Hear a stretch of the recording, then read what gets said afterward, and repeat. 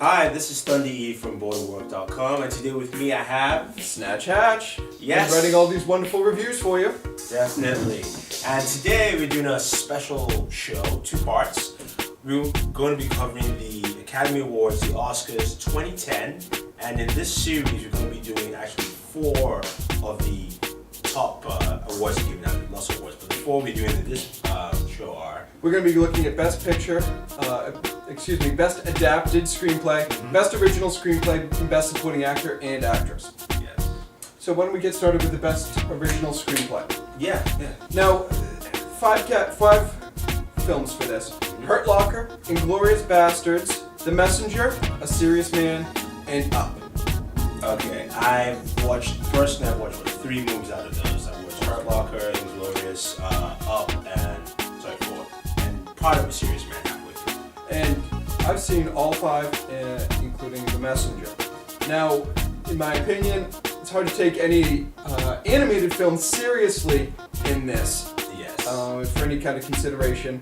I also got to take The Messenger, and it was good, but not great. So that leaves us with 3, A Serious Man, Hurt Locker, and Inglourious Bastards. A Serious Man, even though I saw part of it, I would put that up there as being, for Best Original Screenplay. Because it was very different. It was something that you could focus on. Remember, Inglourious Bastards was a remake, and Hurt Locker is about, present war in Iraq, which really, it's not as original as you take it to be. Well, I can understand where you're coming from with that, especially since, in 10 years we may look back at this and say, oh, it was fresh and new. Yeah. But right now, in this current state, we can't really give it consideration for Best Original. I agree with you. A Serious Man, though, with the dialogue, it was a very well thought out plot from beginning to end. The characters were well developed, so it worked out really well. I think that's really probably the best original screenplay in mine. Alright, so our call for Best Original Screenplay is Serious Man. Now, what do you think the Academy will think? What do I think? I think that they're probably going to go after Inglourious Bastards, simply because Quentin Tarantino is established in their community already. He's not going to get any other Academy Awards, I don't think. He might get for Best Supporting. We'll get to that in just a moment. But I really just think that they're going to go for him. Okay, so there you have it. We pick Serious Man, the Academy will pick Inglourious Bastards. Now for Best Adapted Screenplay, we've got District 9, An Education, In the Loop, Precious, and Up in the Air. Alright, I've seen one. District 9. We saw one, Yeah. District 9 together, and I remember walking out of that saying, this is an Academy Award film. Yes. See, now I'm wondering, why isn't that Best Original? Well, it's not Best Original because it was actually a short film made by Neil Blomkamp about 2 years ago in South Africa. Yeah, but it's the same project that he's extending, so it should. It should be, but it doesn't, since it was already previously made as an independent thought. Okay. He remade it for feature length. So therefore, it is an adapted screenplay. Now, An Education and Precious are both based off of books, as well as Up in the Air. Yes. Whereas In the Loop is based off of a BBC series, In the Thick of It. Okay? Now, I really find it hard to believe that District 9's really going to win Best Adapted Screenplay. It's too alien movie and action movie. Exactly. Even though it's got really good drama in it and a really good plot from beginning to end, it just really can't hold its own. I think my thoughts would probably be Precious. I think because it's gotten a lot of buzz, especially through Screen Actor Guild Awards and other awards that come before the Oscars, and also it's one of those movies where you think about the plot line and where it stands, and just the whole dichotomy of someone going through suffering and all that. The Academy likes that kind of stuff, I think. So I think personally, that might be the movie that might pick up that spot. I think so too. It's gotten a lot of buzz as far as a lot of people have picked it up and made it their kind of cause du jour this time through. Personally though, watching In the Loop, it was shot in an office style with a lot of dark comedy written through it. And even though it was shot in an office style, it was still scripted. So I really got to give that my pick as far as what I think should win.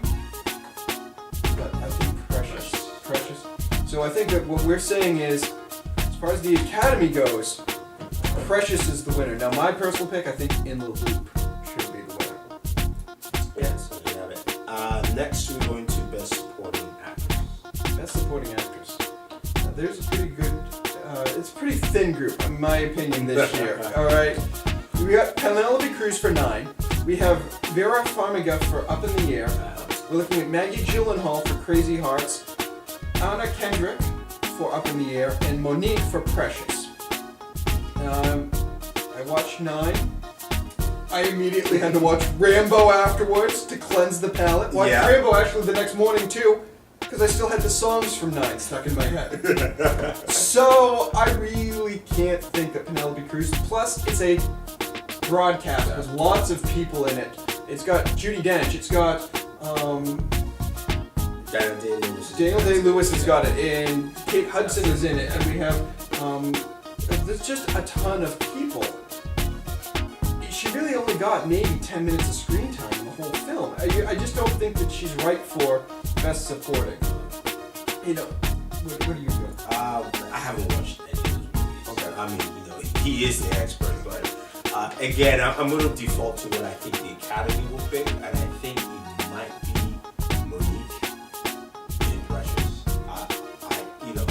Again, just from the buzz, and also the fact that she played this role where she was this very, sad but also twisted individual, And again, the Academy loves that kind of stuff. You think about any female who's won awards in the last 5-6 years, they either have to be deformed, sick, twisted, in some form of fashion. So I think, that probably would be the pick. Well, I mean, I've got an excellent point to make with you with this, is that when did Tom Hanks start winning Academy Awards? It was when he went from comedy to drama. Yeah. And you're watching this happen now with Monique, where she's gone from these comedic roles, these absurdist kind of roles for just laughs, and ended up in a very dramatic spot as a mother on welfare. I mean, I really think that she's the winner. I think the Academy's going to pick her too.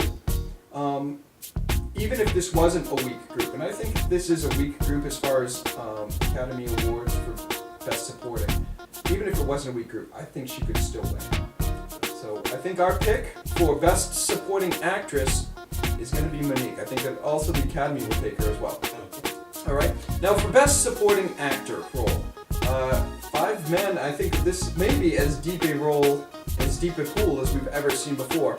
We have Matt Damon in Invictus. We got Woody Harrelson in The Messenger. We have Christopher Plummer for The Last Station.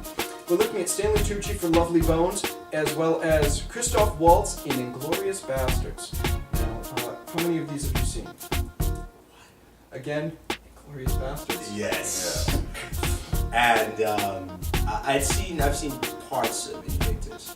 I personally don't think Matt Damon deserves to win for that. He was good. I just didn't feel that. I think what's his name? Mandela again. Oh, Freeman. Freeman to me connected more in that movie, but that's a different case entirely. Inglourious Bastard, I just lost his name again. Christoph Waltz. Yes, he I think was perfect because he played this very sublime villain. It's very hard to get a good villain nowadays in movies, whether it be a sci-fi or a drama, whatever it is. Villains are hard to come by that have the quality and the sublime nature that he played. And I think you're right when you say they might pick up the award here as Best Supporting Actor. It's true. Christoph Waltz did excellent in this film, playing a very dark Nazi character, but coming off with a very almost jocular feel to it. It was amazing to watch him. Now going back to Matt Damon, it's really hard to believe him playing rugby as a 6'4" man that he's playing in real life when he can't be over 5'10", and he's at least 40 to 50 pounds under in muscle. If you ever look up Francois Pinoir, his picture, he's a dominating man. And let's face it, Matt Damon, though he's big and he probably beat me in a fight handily, he just can't hold it on a rugby pitch. Just to touch on some of the other people in this, Woody Harrelson in The Messenger, I keep referring back to him in People vs. Larry Flint as Larry Flint, and that's probably his finest role. I just cannot think that he can attain that level again. Another person to mention, Stanley Tucci in The Lovely Bones. He's a very chameleon actor. You will never realize he's in a movie until you go look it up and go, oh my god, he was in that.